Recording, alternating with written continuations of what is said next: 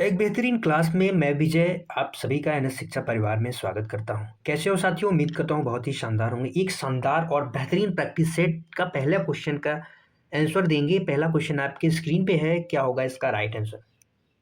इसी के साथ में अगर आप हमारे चैनल पर नए हैं तो चैनल को सब्सक्राइब करके वीडियो लाइक शेयर जरूर करें अपने दोस्तों के साथ। पहला क्वेश्चन है साथी, अतिथि शब्द का पर्यायवाची क्या है? मेहमान है, शत्रु है, मित्र है या शिक्षक है? बताएंगे क्या होगा इसका राइट आंसर। अतिथि का अगर आपको अर्थ हम बताएं तो ऐसे व्यक्ति को कहते हैं जो बिना किसी तिथि तिथि यहाँ पे दिया गया यानी तारीख के घर आता है, उसको अतिथि कहते हैं। इसको क्या कहते हैं? मेहमान कहते हैं। क्या कहते हैं? मेहमान कहते हैं साथी। आगंतुक कहते हैं। आगंतुक कहते हैं। और क्या कहते हैं? पहुना। पाहुना। पहुना कहते हैं।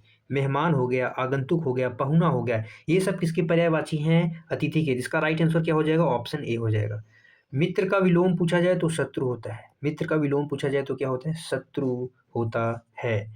शिक्षक को क्या कहते हैं? गुरु कहते हैं। अध्यापक कहते हैं। गुरु, अध्यापक किसको कहते हैं? शिक्षक को कहते हैं। अगला क्वेश्चन बताएंगे। क्वेश्चन नंबर 2 आपके स्क्रीन पे है, क्या होगा इसका राइट आंसर। क्वेश्चन नंबर 2 है साथी आपके स्क्रीन पे, उत्थान का विलोम क्या होगा? उत्थान का विलोम क्या होगा? पतन होगा, उन्नति होगा, वृद्धि होगा या विकास होगा? उत्थान का अर्थ की अगर हम बात करें तो इसका अर्थ क्या होता है साथी? ऊपर उठना। उत्थान का अर्थ होता है ऊपर उठना या ऐसा कह सकते हैं प्रगति करना। तो इसका विलोम हो जाएगा पतन। इसका विलोम क्या हो जाएगा? पतन। पतन का अर्थ हो जाएगा नीचे गिरना या अवनति होना। क्या हो जाएगा? अवनति होना। उन्नति का विलोम क्या हो जाएगा? अवनति। उन्नति का अवनति। अवनति का मतलब नीचे की ओर गिरना। ठीक है साथी। वृद्धि का क्या हो जाएगा? ह्रास हो जाएगा। विकास का अविकास। विकास का विलोम अविकास हो जाएगा। तो क्वेश्चन नंबर 2 का जो राइट आंसर होगा वो क्या होगा साथी मेरे? ऑप्शन ए हो जाएगा। अगला क्वेश्चन, क्वेश्चन नंबर 3 आपके स्क्रीन पे है। बताना है, एक शब्द है निशाचर, इसमें आपको बताना है कि कौन सा समास है। 4 ऑप्शंस दिए गए हैं आपके सामने। पहला ऑप्शन है द्वंद्व समास, क्या इसमें द्वंद्व समास है? दूसरा है तत्पुरुष समास, तीसरा है बहुव्रीहि समास और चौथा है कर्मधारय समास। बताएंगे। निशाचर का जब हम समास विग्रह करेंगे तो क्या हो जाएगा साथी? निशा में विचरण करने वाला, यानी रात में निशा का अर्थ होता है रात। निशा में विचरण विचरण करने वाला, रात में विचरण करने वाला। और जो रात में विचरण करता है उसको क्या कहते हैं साथी? राक्षस कहते हैं। किसको क्या कहते हैं? राक्षस। निशाचर से एक विशेष अर्थ प्रकट हो रहा है। क्या हो रहा है यहाँ पे? एक विशेष अर्थ प्रकट हो रहा है। और जहाँ पे भी कोई तीसरा अन्य अर्थ प्रकट हो वहाँ पे बहुव्रीहि समास होता है। क्या होता है? बहुव्रीहि समास होता है। द्वंद्व समास में दोनों पद प्रधान होते हैं, वहाँ पे द्वंद्व समास होता है। जैसे माता पिता, भाई बहन, माता पिता, भाई बहन में द्वंद्व समास हो जाएगा। तत्पुरुष समास में साथी क्या होता है? इसमें तत्पुरुष समास में कारक चिन्ह होते हैं। कौन से होते हैं? कारक चिन्ह होता है और दूसरा पद प्रधान होता है। जैसे राजकुमार, राजा का कुमार हो जाएगा, का कारक चिन्ह का लोप हो गया। कर्मधारय में साथी क्या होता है? समास में, इस कर्मधारय समास में क्या होता है? विशेषण और विशेष में क्या होता है? संबंध होता है। जैसे नील कमल, क्योंकि कमल की जो विशेषता है कैसा है? कमल नीला है। तो यहाँ पे कमल क्या हो जाएगा? विशेष हो जाएगा और नील क्या हो जाएगा? विशेषण हो जाएगा। तो इसका राइट आंसर हो जाएगा ऑप्शन सी। अगला क्वेश्चन चलते हैं। क्वेश्चन नंबर 4 आपके स्क्रीन पे है साथी। बताएंगे, एक शब्द दिया गया है दुर्गम, और दुर्गम में आपको उपसर्ग बताना है। 4 ऑप्शंस दिए गए हैं। चारों ऑप्शंस को देख के बताना है क्या होगा इसका राइट आंसर। दुर्गम में कौन सा उपसर्ग है? गम है, दु है, दुर्ग है या म है? बताएं।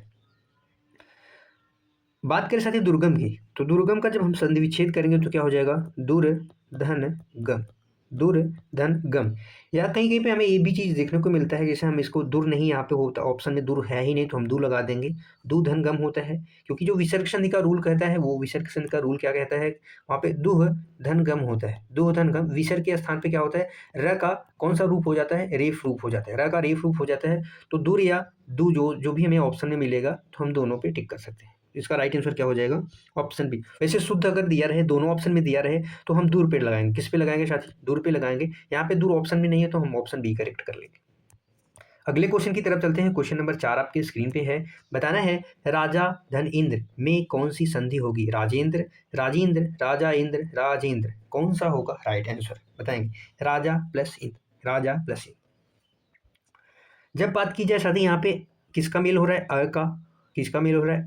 आ से ई, आ से ई मिल के क्या बनाएंगे? ए बना रहे हैं। और कौन सी इसकी मात्रा क्या होती है? इसकी मात्रा ये होती है। और जब भी आपको पूछा जाए कि इसमें कौन सी संधि है, तो आप संधि बताएंगे कौन सी संधि है, आप संधि बताएंगे कौन सी संधि है।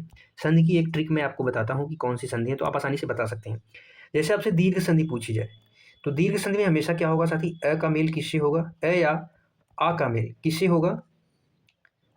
आ से हो जाए या अ से हो जाए, अपने परिवार में संधि होगी आ, चाहे किसी से भी हो जाए तो वहाँ पे बड़ा रूप आ आएगा। इसी प्रकार ई से, छोटी ई या बड़ी ई से मेल किससे हो जाए? छोटी ई या बड़ी से हो जाए तो वहाँ से हमेशा बड़ी ई बनता है। उसी प्रकार ऊ या छोटा ऊ से, छोटा ऊ या बड़ा ऊ से मेल हो जाए, किसी से भी मेल हो जाए तो हमेशा बड़ा ऊ मिलता है। यहाँ पे बड़ा आ, बड़ी ई, बड़ा ऊ आ जाए तो वहाँ पे दीर्घ संधि होता है। दीर्घ के बाद साथ ही गुण संधि आ गया। गुण संधि में जहाँ पे एक मात्रा दिखाई दे वहाँ पे गुण संधि होता है। वृद्धि संधि की बात की जाए तो वृद्धि संधि में एक मात्रा और एक प्रकार से ये मात्रा ए और ओ, ए और ओ की मात्रा में गुण संधि होता है। और ऐ और औ में कौन सी मात्रा होती है? वृद्धि संधि। अधिकांशतः शब्दों में जहाँ पे भी ये प्रयुक्त होते हैं वहाँ पे साथ ही कौन सी संधि होगी? दीर्घ और गुण संधि होगी। मात्रा आप आसानी से देख लेंगे। गुण संधि, वृद्धि संधि, और एक होता है यण संधि।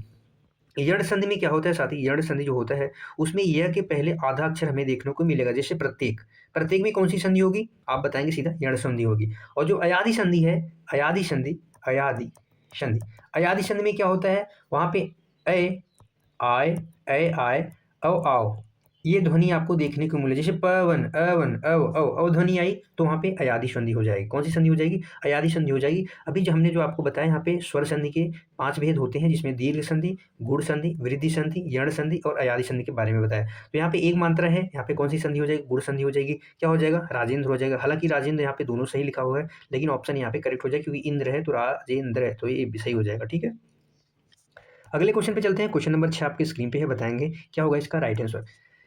राम ने फल खाया, इसमें कर्ता कौन है? फल है, खाया है, राम है या ने है? बताएंगे कर्ता कौन है? कर्ता साथी वही होता है जो कार्य करेगा, जो कार्य करता है, जो कार्य, जिसके माध्यम से कार्य होता है, जो कार्य करता है या जो जिसके माध्यम से कार्य होता है। तो यहाँ पे किसके माध्यम से कार्य हो रहा है? राम के माध्यम से कार्य हो रहा है, तो इसका राइट आंसर हो जाएगा ऑप्शन सी। अगर वहीं पे कर्ता कारक का चिन्ह अगर पूछता तो चिन्ह कौन सा है? तो इसका चिन्ह होता है ने का होता है, कर्ता कारक का चिन्ह होता है। तो यहाँ पे कर्ता कौन हो जाएगा? ऑप्शन सी करेक्ट हो जाएगा। कौन सा करेक्ट हो जाएगा? सी करेक्ट हो जाएगा। यहाँ पे फल क्या हो जाएगा? कर्म हो जाएगा, कर्म हो जाएगा। खाया क्या हो जाएगा साथी? क्रिया हो जाएगा। ये भी अगर आपसे पूछा जाए कर्म कौन सा है तो फल हो जाएगा, क्रिया क्या हो जाएगा? खाया हो जाएगा। अगला क्वेश्चन, क्वेश्चन नंबर 7 आपकी स्क्रीन पर है। आपको बताना है साथी बालक, बालक शब्द का स्त्रीलिंग क्या होगा? बालिका होगा, बालकनी होगा, बच्ची होगा या बाल होगा? तो बालक होता है जो लड़का होता है, जैसे लड़का हो गया लड़का, तो लड़का का स्त्रीलिंग क्या होता है? लड़की हो जाता है। जैसे पुरुष का क्या होता है? पुरुष, पुरुष का स्त्रीलिंग महिला, पुरुष को क्या कहते हैं? महिला कहते हैं। उसी प्रकार बालक का क्या हो जाएगा? बालिका। ऑप्शन ए करेक्ट हो जाएगा। ऑप्शन क्या ए हो जाएगा? ए करेक्ट हो जाएगा। अगले क्वेश्चन पे चलते हैं। क्वेश्चन नंबर 8 आपकी स्क्रीन पे है। अशुद्ध वाक्य पहचानना है, अशुद्ध वाक्य पहचानना है। वह स्कूल जाता है, मैं खाना खाता हूँ, वह किताब पढ़ते हैं, हम खेलते हैं। क्या हो जाएगा? वह स्कूल जाता है, वह के हिसाब से क्या है? वह क्या है साथी? एक वचन है। कैसा है? एक वचन। एक वचन के साथ वह जाता है तो सही है, ये सही हो गया। मैं खाना खाता हूँ, ये भी सही हो गया।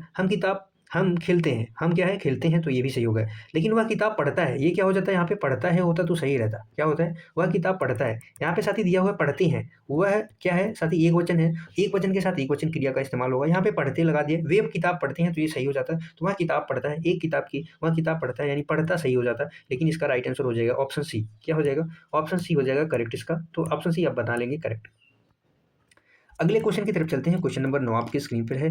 शुद्ध वर्तनी का चयन करना है आपको।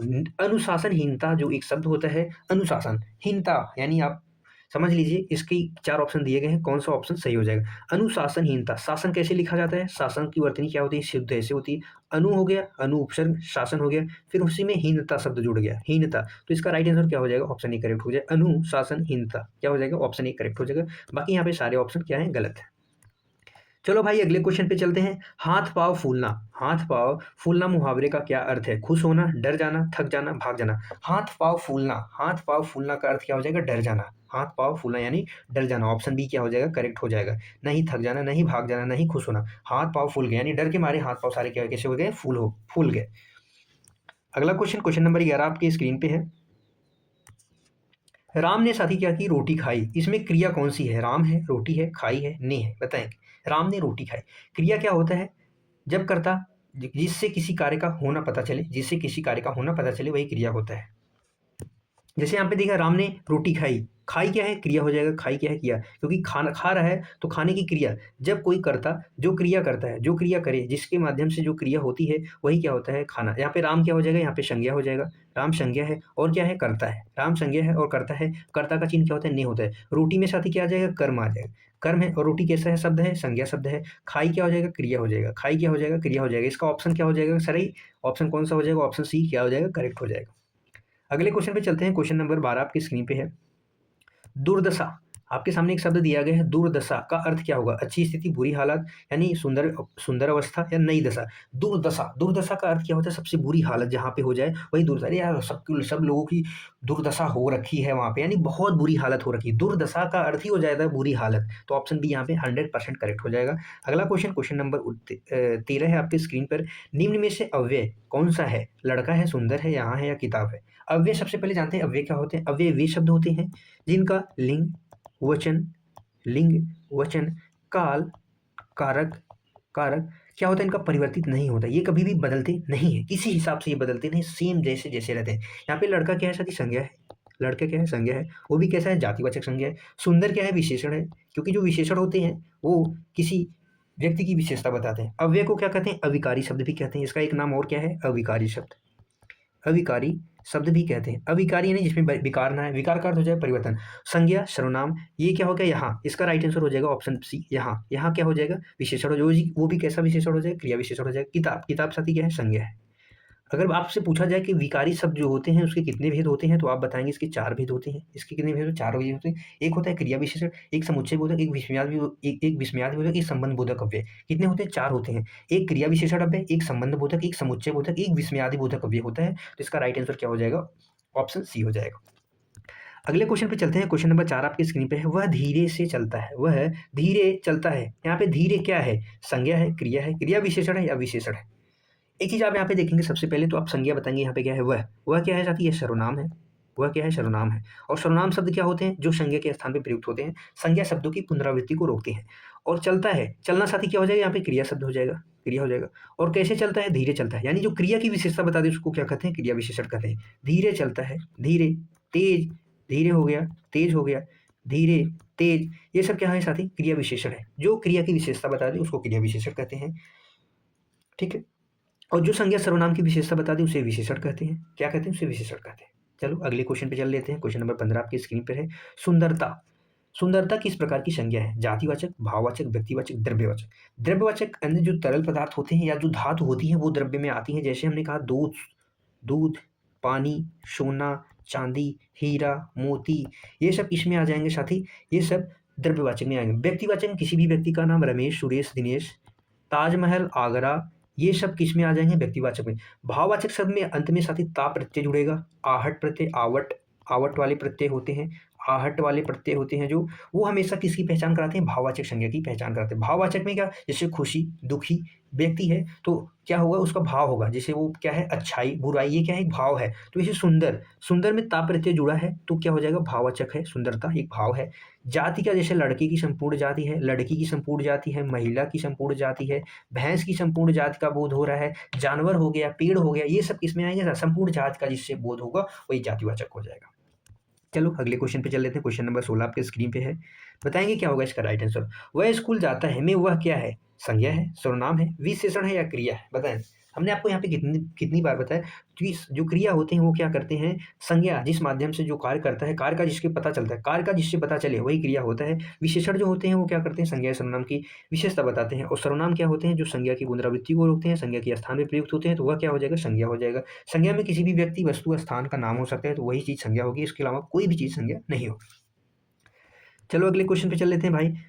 अगला क्वेश्चन है क्वेश्चन नंबर 17। निरर्थक, निरर्थक शब्द में कौन सा उपसर्ग है, निरर्थक, निरर्थक।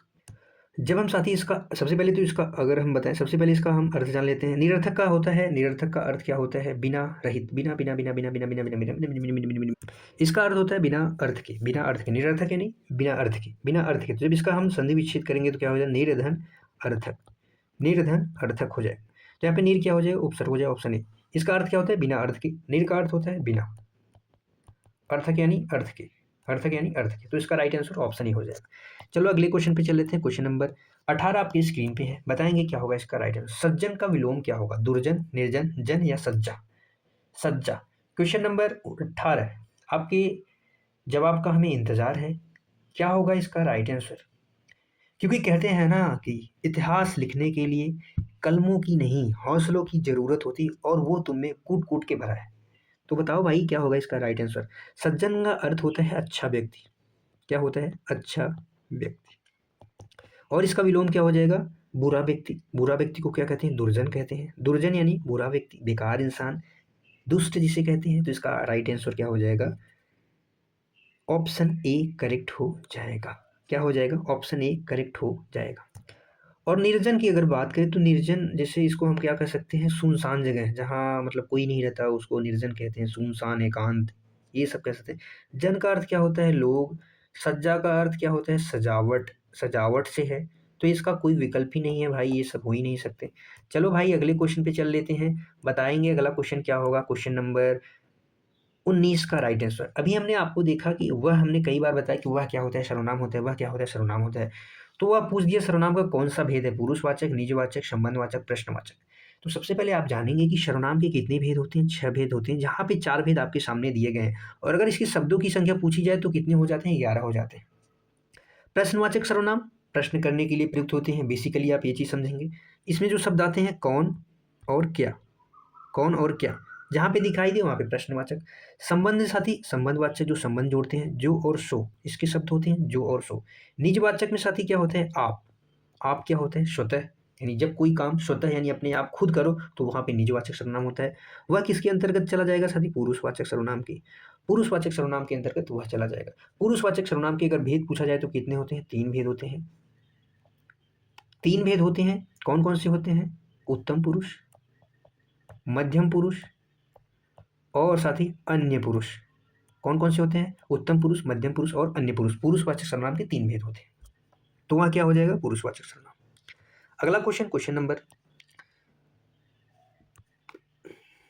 20 आपके स्क्रीन पे। क्वेश्चन नंबर 20 आपके स्क्रीन। बालक खेल रहा है, यह वाक्य है आज्ञार्थक, विधानवाचक, प्रश्नवाचक, विस्मयादिबोधक। विस्मयादिबोधक साथी जो मन के अंदर के भाव होते हैं उनको प्रकट करने के लिए बेसिकली इसका प्रयोग होता है। जैसे अरे छी छी कितना घटिया दृश्य है, अरे छी, अरे वाह। जैसे इसमें जो शब्द आते हैं छी छी, अरे, वाह, ये सब क्या है, विस्मयादिबोधक है। और विस्मयादिबोधक का चिन्ह क्या होता है, इसको बोलते हैं फैक्टोरियल, हिंदी में फुल स्टॉप टाइप में कुछ बोलते हैं। प्रश्नवाचक चिन्ह साथी क्या होता है, किसी भी चीज को प्रश्न करने के लिए प्रयुक्त होता है। जैसे कौन क्या, हमने आपको बताया कौन क्या, और यहाँ पे प्रश्नवाचक चिन्ह का इस्तेमाल हो गया है जिसमें प्रश्न किया जाता है। आज्ञार्थक किसी को, तुम वहां मत बैठो, आज्ञा दे रहे हो, आप आदेश कर रहे हो, भाई तुम वहां मत बैठो, तुम वहां से वहां जाओ, मुझे पानी लाओ, ये करो वो करो। आप किसी चीज को जब आज्ञा देते हैं, क्या कहते हैं, किसी चीज को आज्ञा, चाहे वो किसी भी चीज के लिए दिया जाए, चाहे उसके हित के लिए दिया जाए या उसको वहां से कोई चीज एलिमिनेट करने के लिए भी किया जाए, तो वहां पे आज्ञार्थक होता है। इसका राइट आंसर हो जाएगा ऑप्शन बी, विधानवाचक वाक्य। विधानवाचक वाक्य आप ऐसे वाक्य को कह सकते हैं जिसके बारे में क्या होता है, विधानवाचक वाक्य ऐसे वाक्य होते हैं जिसमें किसी भी चीज की जानकारी पता चले, वही विधानवाचक। यहाँ पे बच्चे के बारे में बात जानकारी पता है, बच्चा क्या कर रहा है साथी, खेल रहा है, तो यहाँ पे क्या हो जाएगा, विधानवाचक वाक्य है। मोहन सो रहा है, आपसे किसी ने पूछा, आप बोले मोहन सो रहा है, तो आपने मोहन के बारे में जानकारी दी, मोहन सो रहा है, तो वहाँ पे भी विधानवाचक वाक्य हो जाएगा। तो इसका राइट आंसर क्या हो जाएगा, ऑप्शन बी हो जाएगा। साथ ही हमारे पास बस 20 ही क्वेश्चन है, क्योंकि हमारे एग्जाम में एसएससी जीडी की हिंदी की जो एग्जाम, हिंदी की जो पेपर होता है उसमें कितने क्वेश्चन आते हैं, 20 ही क्वेश्चन आते हैं। ये हमारा टेलीग्राम चैनल है, आप इसे जो अच्छे से ज्वाइन कर लीजिए। वहाँ पे ये सारी क्लासेस वहाँ पे शेयर कर दी जाएंगे, वहाँ पे क्यूज वगैरह होते रहते हैं। अंत तक देखने के लिए धन्यवाद, फिर मिलेंगे अगली क्लास में। तब तक के लिए बाय बाय साथी। बताएंगे क्लास अच्छी लगी है कि नहीं लगी है। क्लास अच्छी लगी हो तो क्लास को शेयर करें, लाइक करें। थैंक यू सो मच, मिलेंगे अगली क्लास में। जय हिंद।